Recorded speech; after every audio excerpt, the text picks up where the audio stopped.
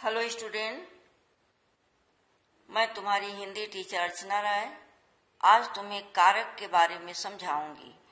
अब हम देखते हैं बच्चों, कारक किसे कहते हैं।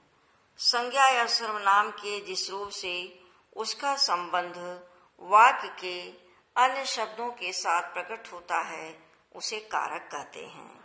दूसरे शब्दों में वाक्य में प्रयुक्त शब्दों के साथ क्रिया के संबंध को कारक कहते हैं।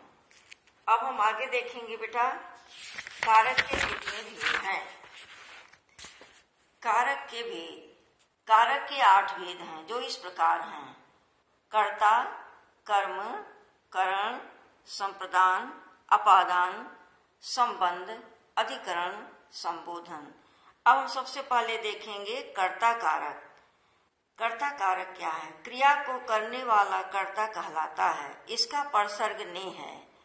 ये परसर्ग में चिन्ह, विभक्ति। वाक्य की क्रिया के साथ कौन, किसने लगाकर प्रश्न करने पर जो उत्तर आए वह कर्ता कारक होता है। ठीक है बच्चों, जैसे रमन पढ़ता है, कौन पढ़ता है? रमन। तो रमन क्या है? कविता को पढ़ने वाला, तो यह है कर्ता कारक। अब हम देखेंगे बेटा, कर्म कारक क्या है। वाक्य में जिस संज्ञा या सर्वनाम पर क्रिया के व्यापार का फल पड़ता है वह कर्म कारक होता है। इसका चिन्ह को है। जैसे पुलिस ने चोर को पकड़ा। पुलिस ने किसको पकड़ा? चोर को। तो चोर जो है कर्म कारक है, चोर पर काम हो रहा है, और को इसकी विभक्ति है। तीसरा कारक है बेटा करण कारक। अब देखो करण कारक क्या है। जिन शब्दों की सहायता से क्रिया का व्यापार अर्थात कार्य होता है उसे करण कारक कहते हैं। करण साधन शब्द का पर्याय माना गया है। करण क्या है? साधन शब्द का पर्यायवाची है। इसका चिन्ह से या के द्वारा है। जैसे शाहजहां ने सफेद संगमरमर से ताजमहल बनवाया। शाहजहां ने ताजमहल कैसे बनवाया बच्चों? संगमरमर से। तो संगमरमर शब्द करण कारक है, इसके द्वारा ताजमहल बना, और से इसका विभक्ति चिन्ह है। अगला कारक है संप्रदान कारक। जिसे कुछ दिया जाए या जिसके लिए कुछ किया जाए वह पद संप्रदान कारक में होता है। इसके परसर्ग के लिए, के हेतु, के वास्ते हैं। जैसे नानाजी दीदी के लिए वस्त्र लाए। नानाजी वस्त्र किसके लिए लाए बच्चों? दीदी के लिए। तो दीदी यहाँ संप्रदान कारक है, के लिए विभक्ति चिन्ह है। ठीक है बेटा, अब आगे हम देखते हैं अपादान कारक। 5वां है अपादान कारक। जिस पद से अलग होने या निकलने, डरने, सीखने, लज्जित होने या तुलना करने का भाव प्रकट होता है, जिस शब्द से, उसे हम अपादान कारक कहते हैं। इसकी विभक्ति चिन्ह से है। जैसे वह बड़ों से लजाती है। किससे लजाती है? बड़ों से लजाती है। स्कूल से बाहर सड़क है। सड़क कहाँ है? स्कूल से बाहर। तो स्कूल जो है अपादान कारक है, से विभक्ति चिन्ह है। वृक्ष से फल गिरा। फल वृक्ष से अलग हो रहा है, तो अलग होने का भाव है यहाँ। तो वृक्ष अपादान कारक है, से उसकी विभक्ति चिन्ह है। अब हम देखते हैं बेटा, छठा है संबंध कारक।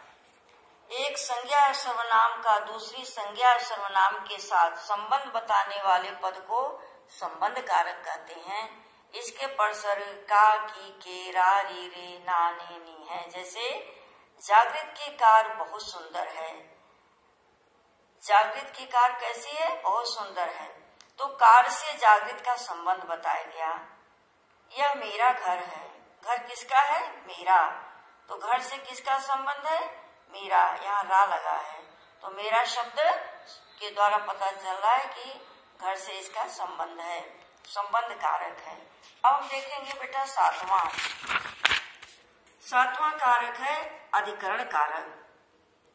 संज्ञा या सर्वनाम के जिस रूप से क्रिया का आधार जैसे स्थान, भाव और काल का पता चलता है उसे अधिकरण कारक कहते हैं। इसके परसर्ग में, पर, पे, के, ऊपर, के, भीतर, के, बाद, के पहले हैं। जैसे दादी माँ छत के ऊपर बैठी हैं।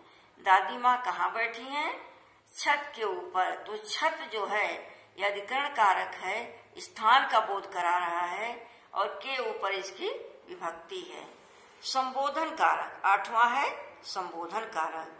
शब्द के जिस रूप से किसी को पुकारा जाए, बुलाया जाए या संबोधित किया जाए उसे संबोधन कारक कहते हैं।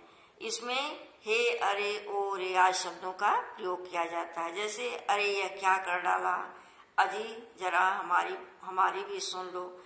तो ये अजी शब्द, शाबाश, अरे, हे वीरो, वाह, ओहो, ये शब्द जो हैं ये संबोधन कारक के चिन्ह हैं।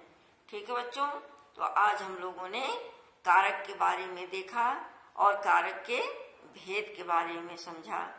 हमें पूरा विश्वास है तुम्हें कारक के बारे में अवश्य समझ में आया होगा। Thank you student.